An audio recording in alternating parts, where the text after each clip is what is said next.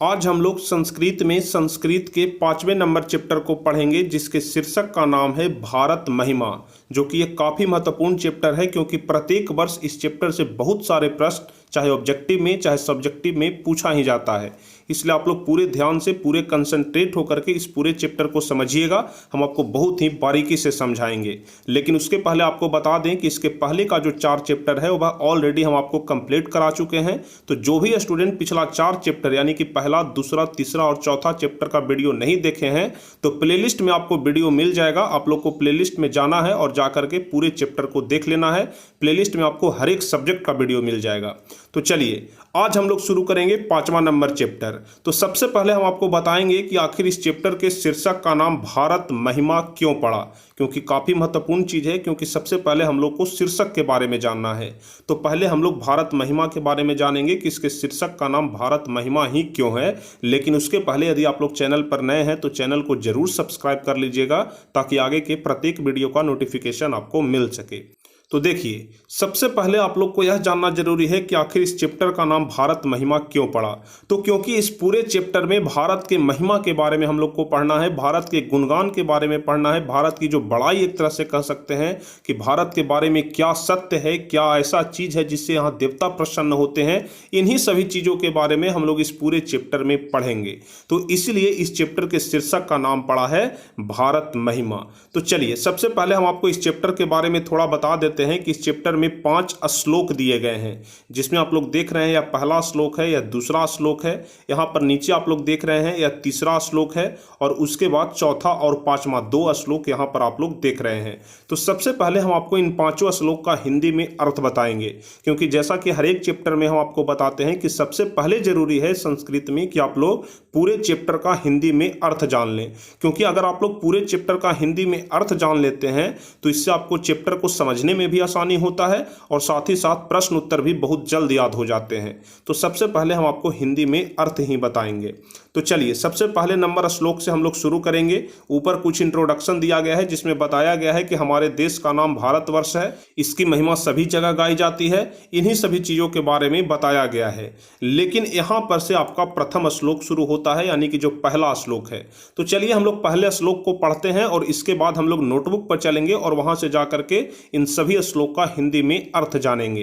तो सबसे पहला श्लोक कह रहा है कि गायंती देवा कील गीतकानी धन्यास्तु ते भारत भूमि भागे स्वर्गा पवर्गा अस्वद मार्ग भूते भवंती भूयः पुरुषा श्रुतवात्। सबसे पहले जरूरी है कि आप लोग को संस्कृत में अच्छे तरीके से पढ़ने आना चाहिए, शुद्ध शुद्ध उच्चारण करने आना चाहिए। क्योंकि अगर आप लोग संस्कृत पढ़ रहे हैं तो जाहिर सी बात है कि पहले आप लोग को संस्कृत पढ़ना आना चाहिए। तो बहुत सारे स्टूडेंट ऐसे होते हैं जिनको शुद्ध शुद्ध उच्चारण करना ही नहीं आता है, और वे लोग 2-3 बार प्रैक्टिस करेंगे और प्रैक्टिस कर करके श्लोक को अच्छे तरीके से पढ़ने की कोशिश करेंगे। 2-4 बार के प्रैक्टिस में आप लोग को भी पढ़ने आ जाएगा। तो चलिए एक बार फिर से हम श्लोक को पढ़ते हैं और उसके बाद हम लोग अर्थ पर चलेंगे। तो देखिए श्लोक कह रहा है कि गायंती देवा कील गीतकानी धन्यास्तु ते भारत भूमि भागे स्वर्गा पवर्गा अस्वद मार्ग भूते भवंती भूयः पुरुषा श्रुतवात्। अब चलिए हम आपको इस श्लोक का हिंदी में अर्थ बताते हैं। तो हम लोग यहाँ पर अर्थ देखेंगे सबसे पहले नंबर श्लोक का। तो सबसे पहले आपको यह बात ध्यान रखना है कि किस प्रकार से हम लोग परीक्षा में अर्थ को लिखेंगे। ऐसा नहीं है कि श्लोक पढ़ेंगे और सीधे सिर्फ उसका अर्थ लिख देंगे। अर्थ के पहले भी कुछ ऐसा बात लिखा जाता है जिससे कि जो कॉपी जांच करने वाला रहे उसको देखने के बाद ऐसा लगे कि नहीं, विद्यार्थी के पास अच्छी जानकारी है, अच्छी नॉलेज है, तब तो वह इस कदर से इतने बढ़िया लैंग्वेज में लिखा है, इतने अच्छे तरीके से लिखा है। तो चलिए हम लोग किस प्रकार से लिखेंगे। जैसा कि पहला श्लोक हम आपको 2 बार पढ़ करके सुनाए तो उसका अर्थ क्या होगा। तो उसके पहले जब श्लोक का हम लोग अर्थ लिखेंगे उसके पहले हम लोग लिखेंगे कि प्रस्तुत श्लोक भारत महिमा पाठ में संकलित पीयूषम भाग 2 से लिया गया है। क्योंकि यह जो श्लोक है कहाँ से लिया गया है पहले उसके बारे में जानकारी देना पड़ेगा। तो हम लोग लिखेंगे कि प्रस्तुत श्लोक भारत महिमा पाठ में संकलित पीयूषम भाग 2 से लिया गया है, और जो प्रथम श्लोक है उसमें देवता गण गीत गा रहे हैं। कौन गीत गा रहे हैं? तो देवतागण। आप लोग पहले श्लोक में देख लीजिए, पहले श्लोक में क्या लिखा हुआ है, यहाँ पर देख लीजिए। हम ऊपर में पहला श्लोक लगा दे रहे हैं, यहाँ पर आप लोग ध्यान से देखिएगा। पहला श्लोक में कह रहा है कि गायंती देवा किल गीतकानी, यानी कि जो देवतागण है वह गीत गा रहे हैं कि धन्य है वह भारत भूमि का भाग जो मोक्ष और स्वर्ग की प्राप्ति के लिए देवत्व को प्राप्त कर लेता है। ठीक है, जो पहला श्लोक था कि गायंती देवा कील गीतकानी धन्यास्तु ते भारत भूमि भागे। देखिए, धन्यास्तु ते भारत भूमि भागे, यानी कि धन्य है वह भारत का भूमि। ठीक है, धन्यास्तु ते भारत भूमि भागे, यानी कि धन्य है वह भारत का भूमि। स्वर्ग अपवर्गा अस्पद मार्ग भूते, यानी कि मोक्ष और स्वर्ग की प्राप्ति के लिए भवंती भूयः पुरुषा श्रुतवात, देवत्व को भी प्राप्त कर लेता है। तो जो पहला नंबर श्लोक है उसका अर्थ यही होगा कि धन्य है वह भारत भूमि का भाग जो मोक्ष और स्वर्ग की प्राप्ति के लिए देवत्व को प्राप्त कर लेता है। अब चलिए दूसरा नंबर श्लोक हम लोग देखेंगे। तो दूसरा नंबर श्लोक कह रहा है, आप लोग यहाँ पर ध्यान से देखिएगा और पढ़ने की कोशिश करिएगा। दूसरा नंबर श्लोक कह रहा है कि अहो अमीशाम किमकारी शोभनम। ठीक है, सबसे पहला पंक्ति है कि अहो अमीशाम किमकारी शोभनम प्रसन्न एषा सुदूत स्वयं हरि या जर्म लब्धम नुषु भारत जिरे मुकुंद शैवो पैकम स्पृहाहीन। ध्यान से आप लोग इस पूरे श्लोक को पढ़िएगा, तभी आपको अच्छे तरीके से अर्थ याद हो पाएगा और अच्छे तरीके से अर्थ समझ में आएगा। क्या कह रहा है, एक बार फिर से हम लोग पढ़ते हैं। 2 बार हम एक श्लोक को पढ़ेंगे ताकि आप लोग को अच्छे तरीके से पढ़ना आ जाए, शुद्ध शुद्ध उच्चारण करना आ जाए। तो कह रहा है कि अहो अमीशाम किमकारी शोभनम। ठीक है, अहो अमीशाम किमकारी शोभनम प्रसन्न एशाम सुविदुत स्वयं हरि या जन्म लब्धम नुषु भारता जिरे मुकुंद शैवो पैकम स्पृहाहीन। तो ध्यान से आप लोग को अब इसका अर्थ देखना है। तो इसका अर्थ यही होगा कि देवतागण कहते हैं कि अहो इससे सुंदर और क्या हो सकता है। अहो अमीशाम किमकारी शोभनम, मतलब अहो इससे सुंदर और क्या हो सकता है कि मनुष्यों में जिनके द्वारा भारत भूमि में ईश्वर की सेवा के लिए जन्म हुआ हो, ईश्वर की भी इच्छा है कि हमारा जन्म भी भारत देश में हो। यानी कहने का मतलब कि जिस प्रकार से मनुष्य का जन्म, किसी मनुष्य का जन्म भारत में होता है तो वह प्रसन्न होता है कि हमारा जन्म भारत भूमि में हुआ है, उसी प्रकार से ईश्वर की भी इच्छा होती है, यानी कि भगवान की भी इच्छा होती है कि हमारा जन्म भी भारत देश में हो। ठीक है, जो दूसरा नंबर श्लोक है उसमें यही कह रहा है। पूरे अर्थ को आप लोग ध्यान से समझिएगा। पूरा अर्थ में आपको यही कह रहा है कि देवतागण कहते हैं कि अहो इससे सुंदर और क्या हो सकता है कि मनुष्यों में जिनके द्वारा भारत भूमि में ईश्वर की सेवा के लिए जन्म हुआ हो, ईश्वर की भी इच्छा है कि हमारा जन्म भी भारत देश में हो। यानी कि जो भारत के लोग होते हैं वह भगवान की सेवा करते हैं, ईश्वर की सेवा करते हैं, इसलिए भगवान का भी मन होता है, ईश्वर का भी मन होता है कि हमारा भी जन्म जो हो वह भारत देश में ही हो। तो दूसरा नंबर श्लोक यही कह रहा है। अब चलिए तीसरा नंबर श्लोक आप लोग यहां पर समझिएगा। तो सबसे पहले आप लोग तीसरा नंबर श्लोक पढ़ लीजिए। तो तीसरा नंबर श्लोक कह रहा है कि इयम निर्मला वत्सला मातृभूमि, इयम निर्मला वत्सला मातृभूमि प्रसिद्धम सदा भारतम वर्ष में तत् विभिन्ना जना धर्म जाति प्रभेदे रिह कत्व भावम बहंतो बसंती। काफ़ी महत्वपूर्ण श्लोक है, बार बार पूछा जाता है और इससे संबंधित प्रश्न भी बहुत सारे पूछे जाते हैं। चलिए एक बार फिर से हम लोग श्लोक को पढ़ते हैं। आप लोग यहाँ पर ध्यान से समझिएगा कि कौन से शब्द का उच्चारण हम कैसे कर रहे हैं, क्योंकि जो ज़्यादा लंबा शब्द होता है उसको तोड़ तोड़ करके उच्चारण करना पड़ता है। तो इस प्रकार से आप लोग भी तोड़ तोड़ करके उच्चारण करने के लिए सीखिए, तभी आप लोग को संस्कृत पढ़ना आएगा। देखिए, कह रहा है कि इयम निर्मला वत्सला मातृभूमि प्रसिद्धम सदा भारतम वर्ष में तत् विभिन्ना जना धर्म जाति प्रभेद रिह कत्व भावम बहंतो बसंती। अब चलिए इसका हम लोग अर्थ देखते हैं। तो इसका अर्थ कह रहा है कि यह भारत वर्ष अति प्रसिद्ध है। यह जो भारत वर्ष है वह अति प्रसिद्ध है और यह हमेशा निर्मल और ममतामयी है। यहाँ पर जो पहले पंक्ति में लिखा हुआ है इयम निर्मला वत्सला मातृभूमि, तो निर्मल का मतलब तो आप लोग निर्मल जान ही रहे हैं, और वत्सला, वत्सला कहने का मतलब होता है ममतामयी। ठीक है, वत्सला कहने का मतलब होता है ममतामयी। तो जो पहला नंबर लाइन है वह यही कह रहा है कि यह जो हमारा मातृभूमि है यह निर्मल और ममतामयी है। ठीक है, निर्मल और वत्सल है, यानी कि निर्मल और ममतामयी है। और उसके बाद कह रहा है कि जहां अनेक प्रकार के जाति धर्म की विभिन्नता होते हुए भी एकता के भाव को प्रस्तुत करते हुए निवास करते हैं। ठीक है, आप लोग ध्यान से समझिएगा क्या कह रहा है कि प्रसिद्धम सदा भारतम वर्ष में तत् विभिन्ना जना धर्म जाति प्रभेदे, यानी कि यहाँ विभिन्न जाति और धर्म के लोग रहते हैं लेकिन उसके बाद भी सभी लोगों में एकता होती है। तो इसी बात को यहाँ पर कहा जा रहा है। फिर से आप लोग शुरू से समझिएगा कि यह भारतवर्ष अति प्रसिद्ध है, यह हमेशा निर्मल और ममतामयी है, जहाँ अनेक प्रकार के धर्म और जाति की विभिन्नता होते हुए भी एकता के भाव को प्रस्तुत करते हुए निवास करते हैं। यानी कि जो भारतवर्ष के लोग होते हैं वह चाहे विभिन्न जाति के क्यों न हो, विभिन्न धर्म के क्यों न हो, लेकिन फिर भी एकता के भाव को प्रस्तुत करते हुए यहाँ पर आराम से रहते हैं, यहाँ पर निवास करते हैं। तो जो तीसरा नंबर श्लोक है उसमें यही कह रहा है। तो ध्यान से आप लोग तीसरा नंबर श्लोक को याद कर लीजिएगा, काफी महत्वपूर्ण श्लोक है।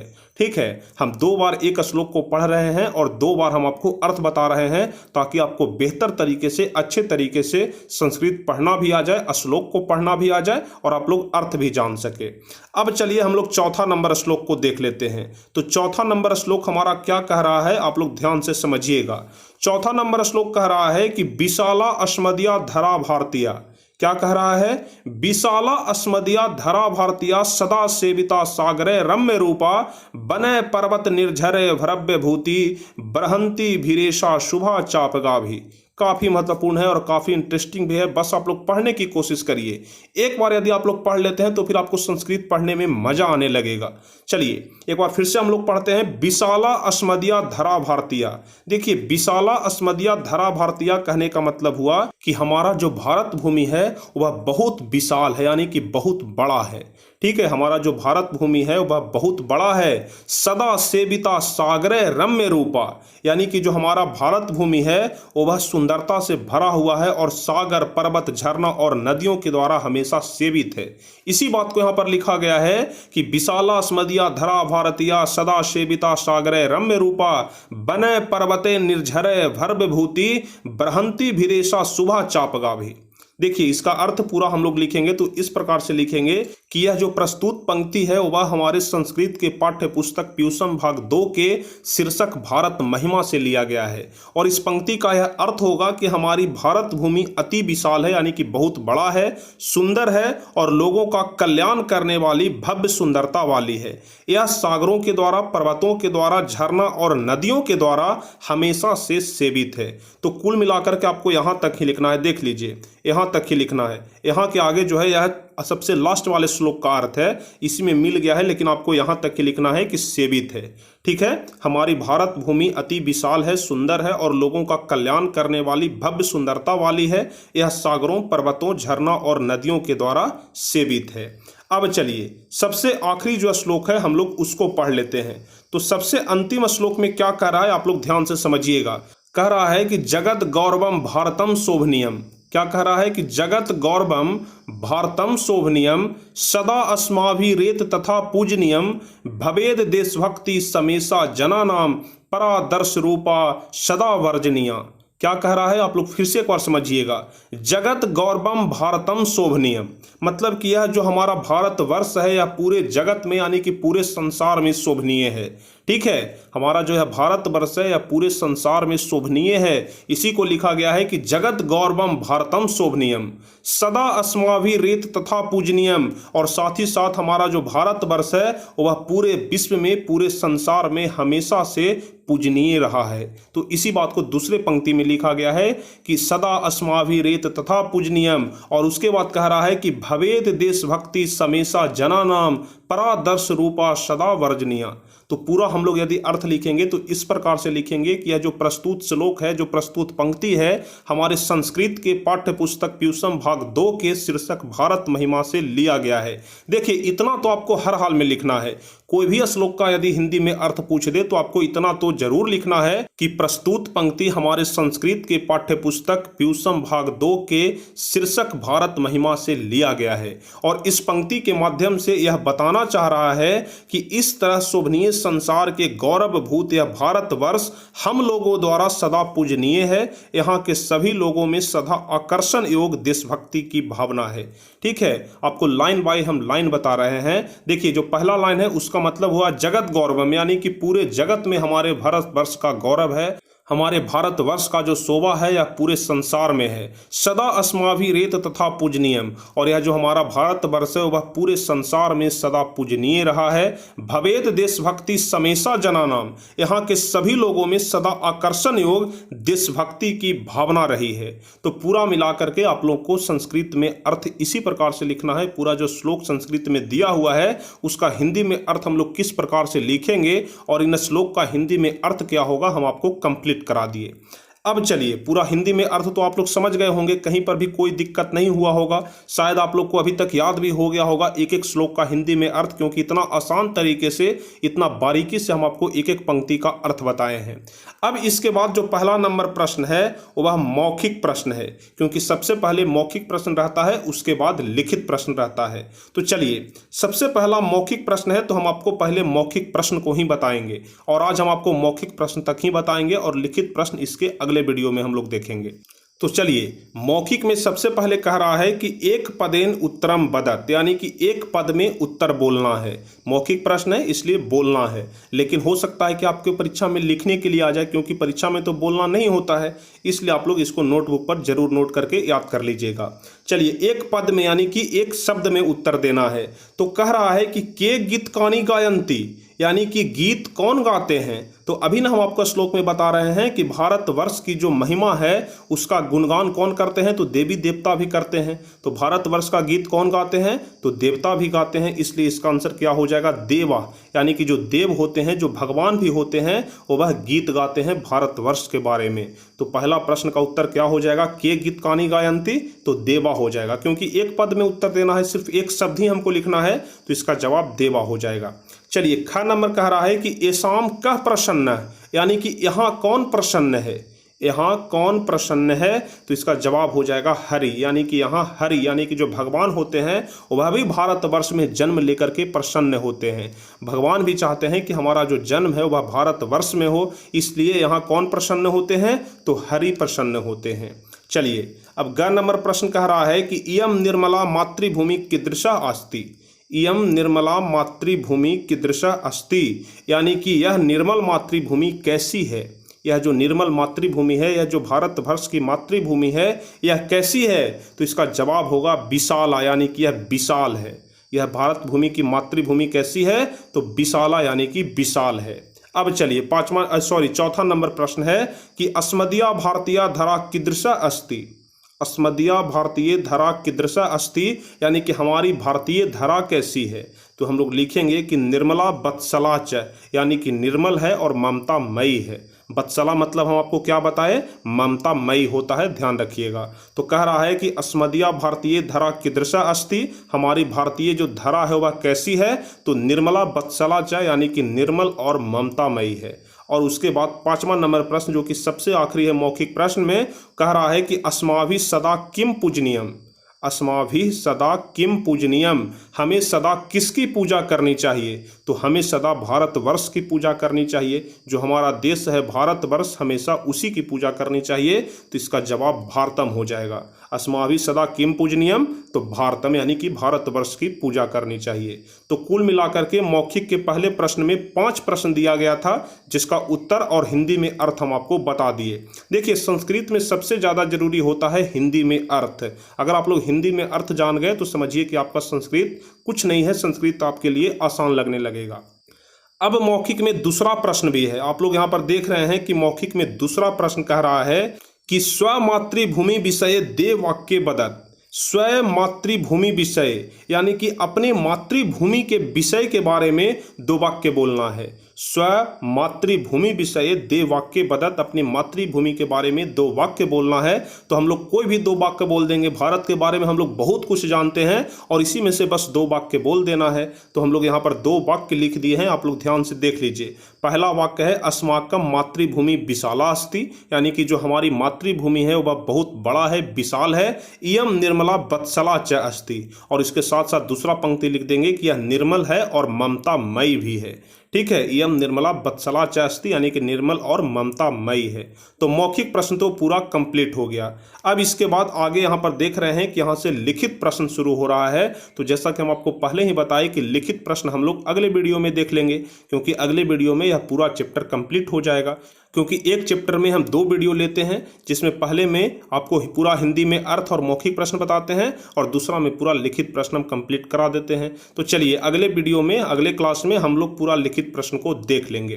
तो चलिए उम्मीद करते हैं कि आज का यह पूरा क्लास आपको बड़े अच्छे तरीके से समझ में आया होगा, एक एक शब्द आपको समझ में आया होगा, एक एक लाइन आपको समझ में आ गया होगा।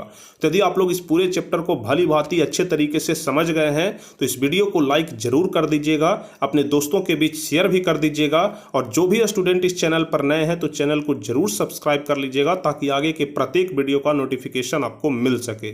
तो चलिए फिर मिलेंगे हम आपसे अगले वीडियो में और पूरा लिखित प्रश्न देखेंगे। तो चलिए तब तक के लिए जय हिंद, धन्यवाद।